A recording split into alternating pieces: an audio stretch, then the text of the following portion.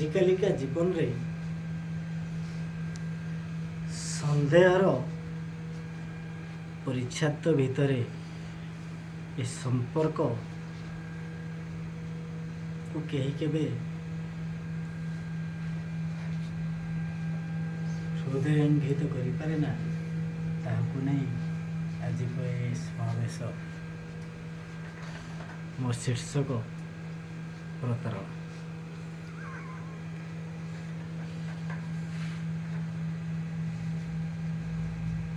ହଁ, ଏମିତି କିଛି ଲେଖୁ ଲେଖୁ ଲେଖିଦେଇ ଗଲି ନା ତାର ପ୍ରତାରଣା। ଭୁଲ ଥିଲା ଆମର ଭଲ ପାଇବାଟା। ଭୁଲ ଥିଲା ଆମର ଭଲ ପାଇବାଟା। ଭୁଲି ବି ଭୁଲି ପାରୁନି, ତଥାପି ବଞ୍ଚିଛି ମିଛ ସ୍ୱପ୍ନ ନେଇ।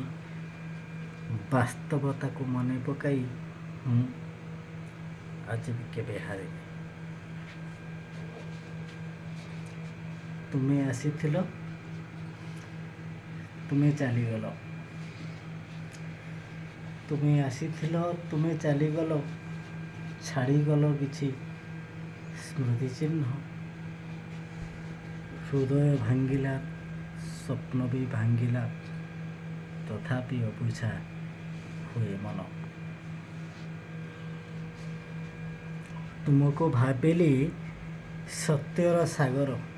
ହଁ, ତୁମକୁ ଭାବିଲି ସତ୍ୟର ସାଗର, କିନ୍ତୁ ତମେ ଥିଲ ଏକ ମରିଚିକା।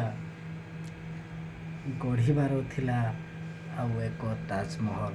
ହଁ, ଗଢ଼ିବାର ଥିଲା ଆଉ ଏକ ତାଜମହଲ, ହେଲେ ଗଢ଼ିବି କେମିତି ତାକୁ ଏକା? ଦେହ ସ୍ୱପ୍ନ ମନ ଭାଙ୍ଗିଗଲା ପରେ, ଆଜି ମୁଁ ହୁଏ ବାଟବଣା। ହଁ, ଆଜି ମୁଁ ହୁଏ ବାଟବଣା।